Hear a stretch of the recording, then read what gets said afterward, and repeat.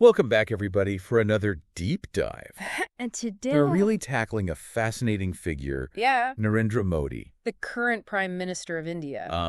He's been called a visionary. He's been called an authoritarian. And we have a whole stack of articles and research that you sent me. That's right. So we're going to go beyond the headlines. To really understand. How this former tea seller rose to lead the world's largest democracy. Absolutely. And it's a story. That really challenges, I think, the idea of a simple rise to power narrative. Okay. Yes, he came from incredibly humble beginnings. Born in Vadnagar. A small town in Gujarat. But it wasn't just a straight shot from selling tea with his father Right. to the prime minister's office. Because woven into that journey is his time with the Rashtriya Swayamsevak Sangh. Yeah. Or RSS. And I have to admit, this is where I need some context. Sure. What exactly is the RSS? And how did it shape Modi's political thinking? Excellent question. So the RSS is a Hindu nationalist organization. With a really complex history. Dating back to the 1920s. And it emphasizes Hindu cultural identity. Okay. And it's been politically influential. Particularly within the Bharatiya Janata Party. The BJP. Which Modi eventually joined. Okay. So his years in the RSS really instilled in him a deep sense of discipline. And a particular worldview. That has undeniably influenced his political career. So it wasn't just about learning the ropes of politics. It was about absorbing a specific ideology. Exactly. And that brings us to his time as Chief Minister of Gujarat. Starting in 2001, now the sources paint two very different pictures of this period. On one hand, there's the economic boom. Yeah. The vibrant Gujarat summit attracting foreign investors. Almost like a CEO running a state. Exactly. He marketed Gujarat as a business-friendly haven. And it worked. He streamlined bureaucracy. He invested in infrastructure. And fostered a pro-growth environment.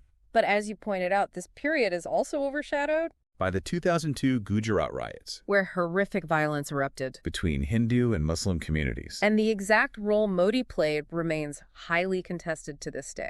And it seems like this duality, the economic progress alongside the shadow of the riots, has followed him throughout his career when he became prime minister in 2014. He brought that same focus on development to the national level.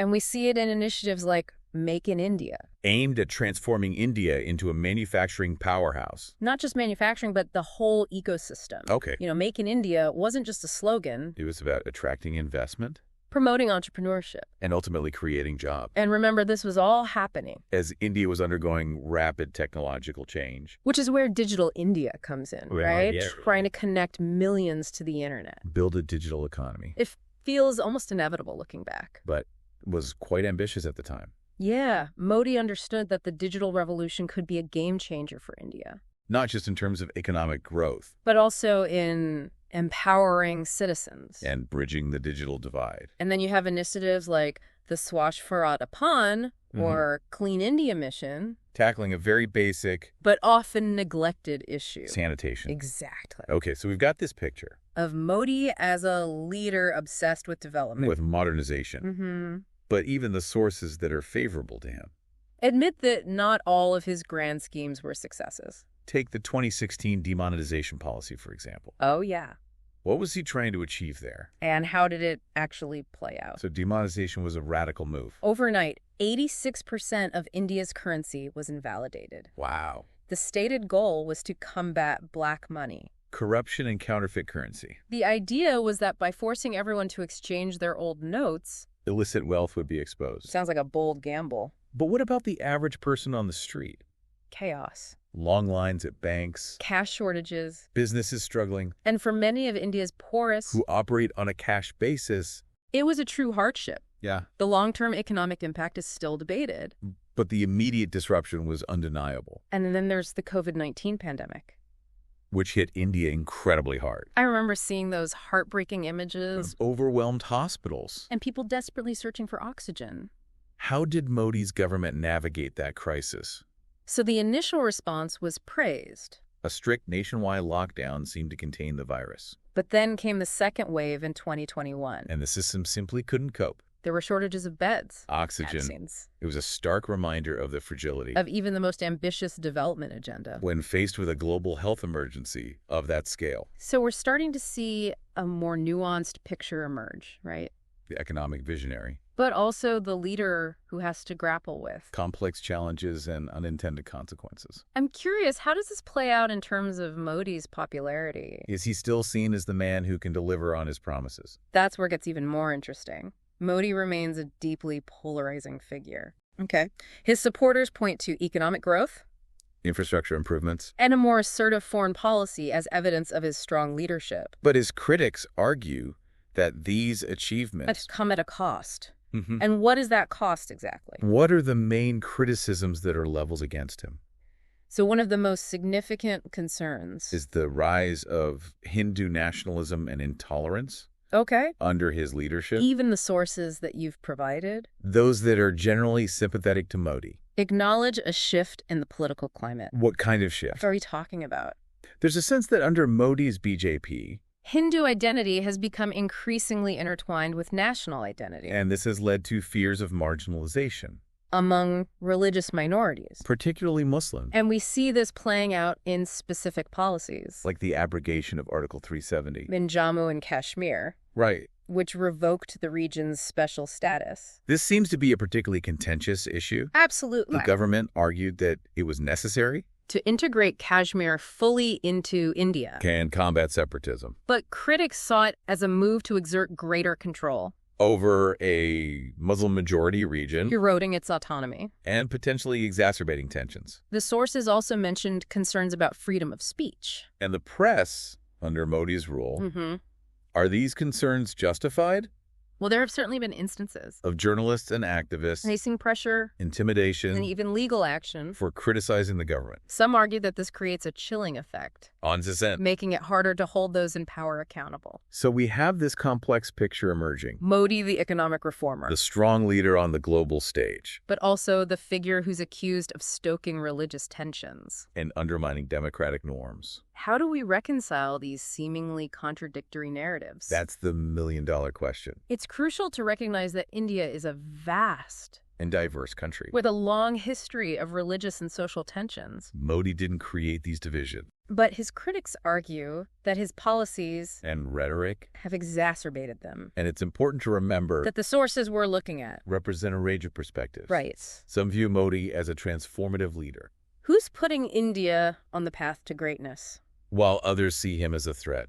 To the country's secular and democratic foundations. Exactly. There's no single definitive answer. It's about understanding the complexities Acknowledging the different viewpoints, and engaging in thoughtful informed discussions. about the direction India is heading in. It seems like Modi's legacy. Will be debated for years to come.